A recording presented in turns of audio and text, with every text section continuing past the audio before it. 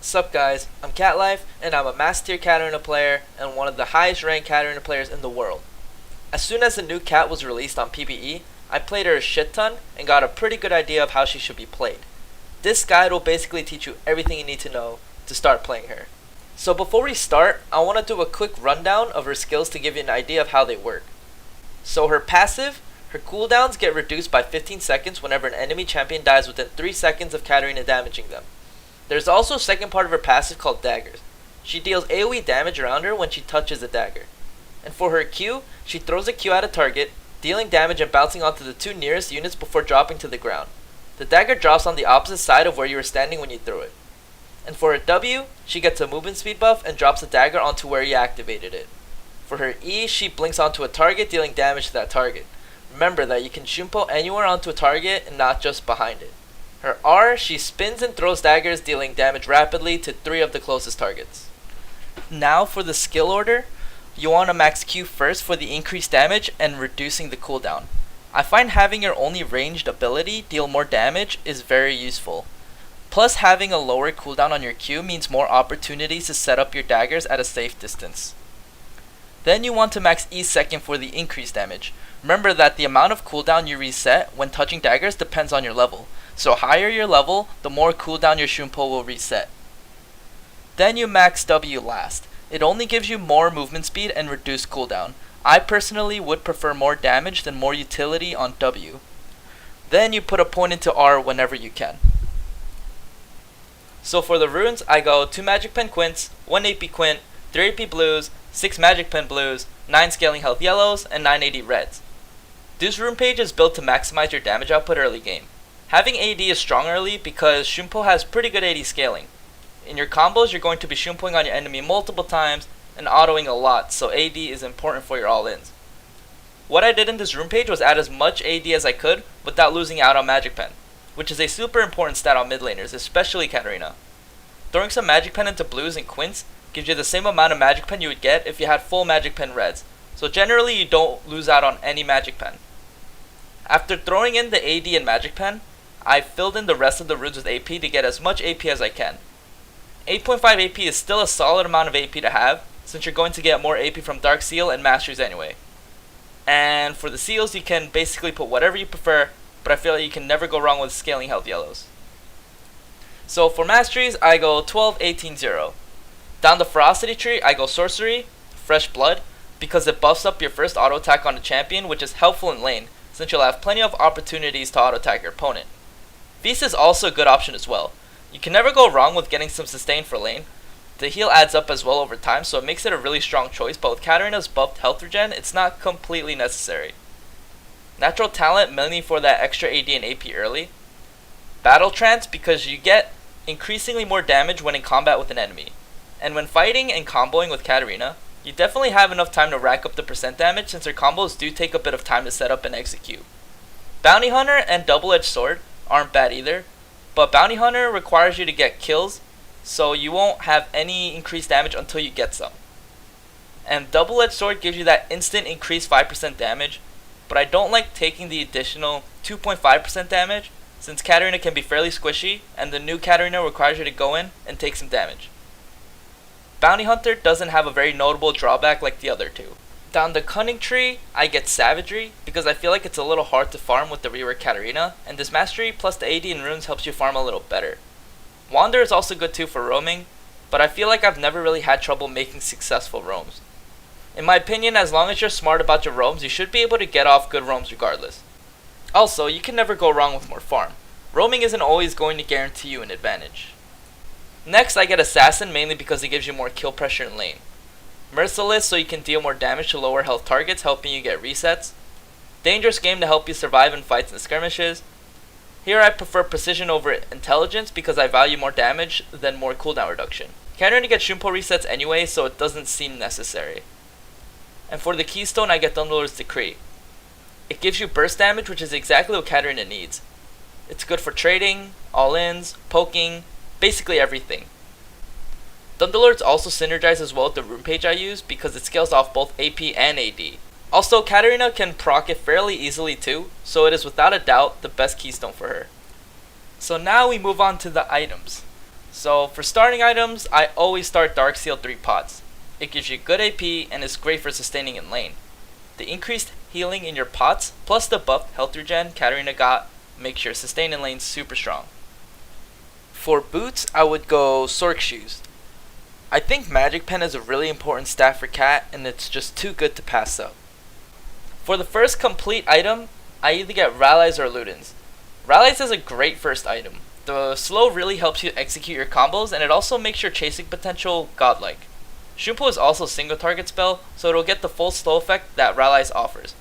On top of that, Katarina needs to be able to take damage so the extra health helps you survive long enough to get your combos off. Ludens is also a pretty good first item, mainly because of how much damage it gives. You'll definitely be squishy, so against certain champs, it might not be the best option. But if you feel like your lane matchup is easy and you're confident that you can snowball it, then by all means go for it. But just make sure not to mess up your combos because you'll be very combo sensitive.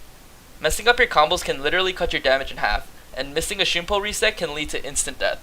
Personally though, I would prefer Rallies first over Ludens. Now for the second item, I would either build Rallies or Ludens depending on which I built first. Having both items basically gives you everything you need. Good burst damage, good utility from the slows, and the increased movement speed from Ludens and good survivability. I find that you can also just build the health from Allies and go straight into Ludens if you really wanted that burst damage as early as possible, and still have that tankiness. But it delays your first full item, so make sure the time and place is right when you do this. After the second item, it's situational. From all the games I've played, MR really hinders your damage, so getting Void Staff third item is good if they're squishy, start building MR. But if they don't have MR, then you can build Sonya's. The stasis is always great to have, and having that extra armor will always be useful around mid to late game because that's when the AD carries start to really hit hard.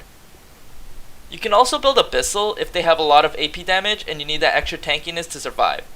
If they don't have huge AP threats, then I don't really recommend this item. The aura does seem pretty good, but you mainly want this item for the MR. The aura is more of a bonus. I also want to talk about Death Cap. Death Cap is a very expensive item and should be built way later into your build. Ludens is all you really need for damage early, but if you're getting really fed and you have lots of gold to spend, then go for it. But don't delay your third, fourth item trying to complete this item. More damage isn't always the best option. And for the last item, I would go Guardian's Angel. Guardian's Angel is a great late game item on cap because it gives you defensive stats and it keeps you alive in fights. Katarina's late game teamfight potential is still pretty weak, so Guardian's Angel allows you to throw in your burst, deal as much damage as you can, and still be alive after being focused. Hopefully within the time you revive, your team picks up a kill and gets you a reset so you can continue to deal damage and pick up kills. Another interesting item I want to talk about is Protobelt. I think it has great potential as an item, but I'm still a little skeptical about it. The dash is great for picking up daggers, and the damage from the dash is good for filling in the gaps in your combos. But the item falls off hard. And on top of that, all the stats, utility, and damage from building Rallies and Ludens seems too good to pass up, and I feel like getting them as early as possible is super efficient. But definitely play around with this item because it's very viable on the new cat. Just make sure you build the first item. If not, don't build it at all. Next, I'm going to be talking about combos. So the way I look at combos is each combo serves different purposes depending on what skill you start off with. So when you start off with your Q, you're looking to set up your dagger to find openings to go in. A good chance to go in on a dagger is when it drops near an enemy. So first you Q a target, if it drops near an enemy, E to proc the dagger, E onto the enemy, W and proc the dagger, and then E in if they're low or E out if not. The combo is the same if you want to chase. Q the enemy to cut off their path and repeat the combo. Another combo I like to use is you Q to a target, if it drops near an enemy, you E and W at the same time, proc the dagger, and then E again. This combo is useful when you Shunpo around an enemy and you know they're going to be staying around the dagger when it drops. In terms of trading early game, this can be a better option since it helps you deal damage quicker.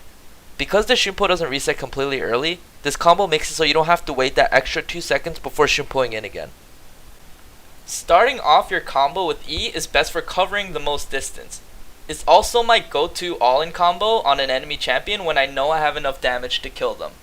So first you E onto the opponent, W and proc the dagger, Q when they run, E to proc the dagger, and then E in again. You can also use other units to gap close as well.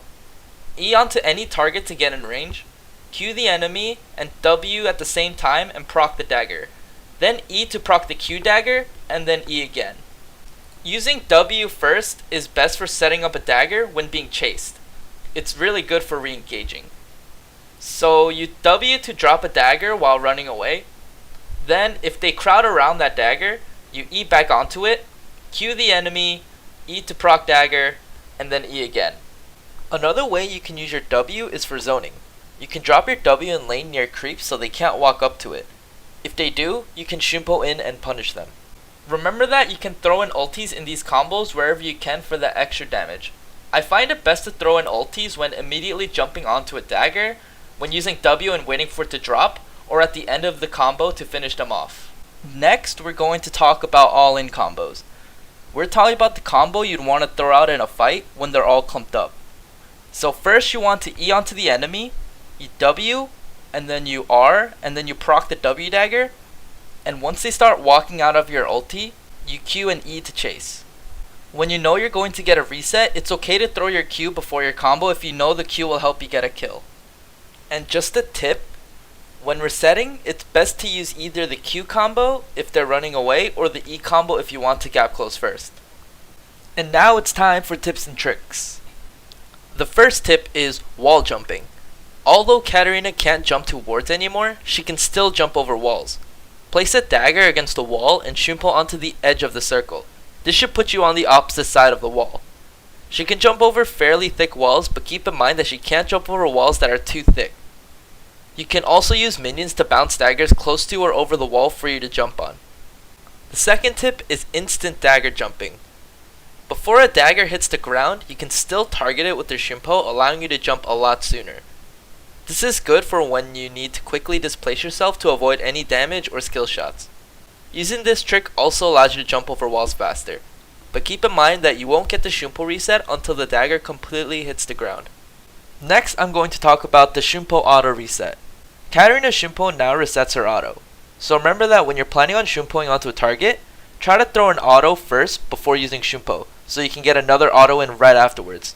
This tip is very useful to deal that little extra damage early game, especially during the laning phase. The last tip is wards. Katarina can't jump to wards anymore, but carrying around wards are still useful. Even though you can't Shunpo to wards, you can still use wards for vision to find targets to Shunpo on. An example would be warding a jungle camp so you can Shunpo onto the jungle monster. Before I end this video, I want to make some closing statements. Katarina is not a face roll champ anymore. You cannot spam your keys in the hopes of picking up kills. She is combo sensitive, you have to set up your daggers and calculate where you want your damage to be. For all you old Katarina mains who want to learn the new one, please get out of the habit of spamming your keys until you know exactly what you're doing. Hope you guys enjoyed this guide. Make sure to subscribe to my channel for more Katarina guides, highlights, gameplays, and montages. Thanks for watching.